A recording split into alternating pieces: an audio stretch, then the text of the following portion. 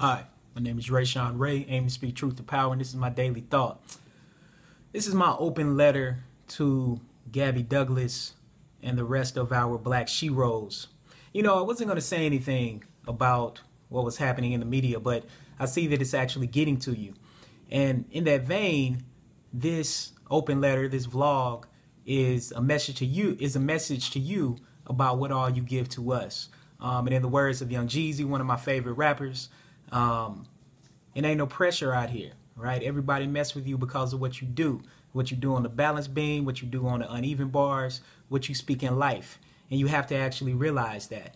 I think sometimes people don't realize all that you've actually accomplished. So I think it becomes extremely important to highlight that.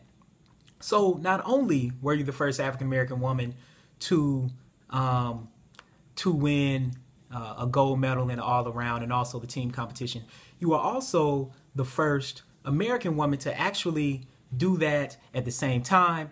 And then not only did you do that, then you went back and to the Olympics in 2016 and won another gold team medal, finishing third, mind you, in the all-around. Only two individuals from the same country can actually go on to compete in the individual competition. So you were third, and of course people know that you normally peak late, so you improve as you go along, which is pretty interesting and pretty exciting. The way that you actually go about doing that, it speaks to your character, it speaks to your strength and your drive.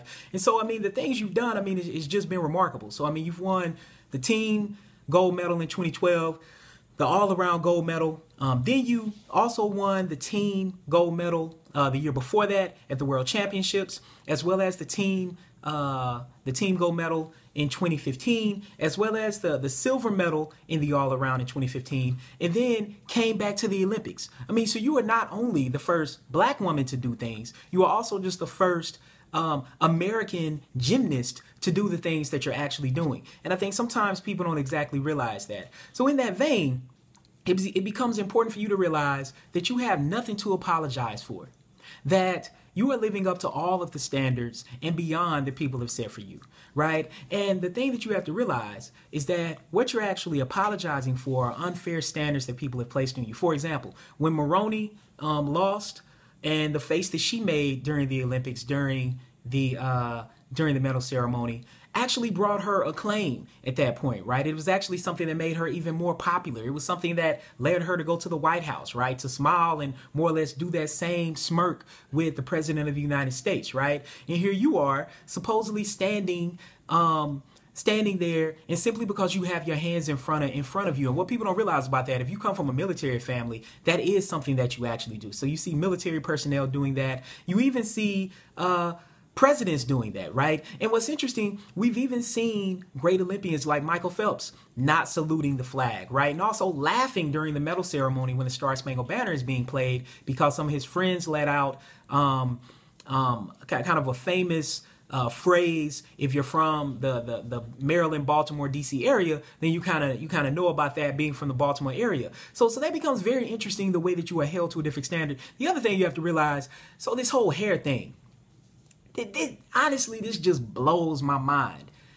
Gabby Douglas, you are an athlete.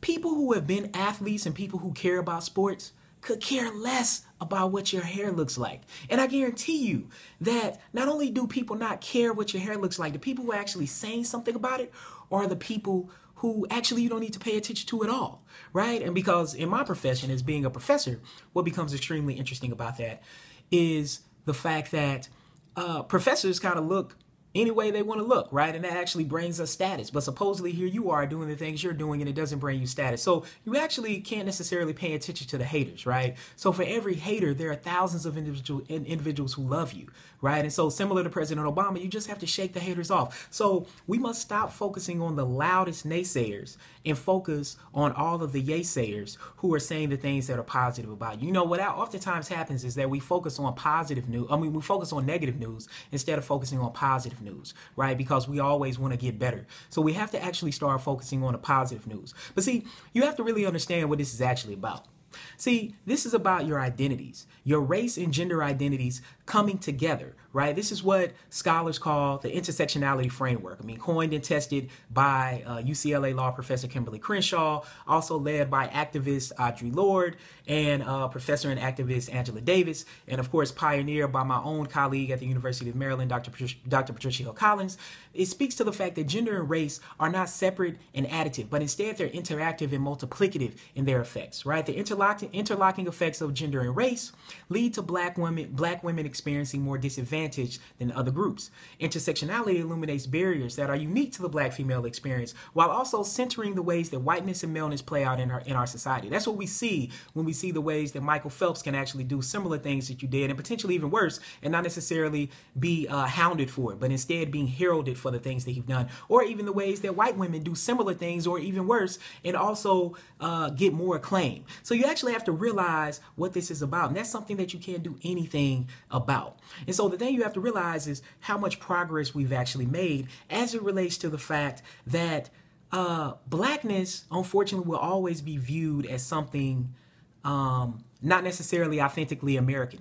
So if blackness is viewed as something that's not authentically American, and you're a black woman, your race and gender coming together, then there's nothing you can do anything about it. You can't necessarily worry about that. I mean, as Michelle Obama said, I wake up every day in a house built by slaves. So we have to realize what this is really about. And so you have to realize that you are the dream. You are part of the dream. Now what we need for you to do is to dream for my kids. We need for you to dream for our kids. We need for you to use your influence. We need for you to grow into it. We need for you to continue it to inspire the next generation of future gymnasts, of future black Americans, of future individuals and humans, similar to the way that you've inspired my kids. So we love your humble spirit. We love your smile. We love your focus. We love your drive. So keep flying and keep being you. So conversations matter like Black Lives and Books, and I hope that this has done one. Gabby Douglas, this is for you.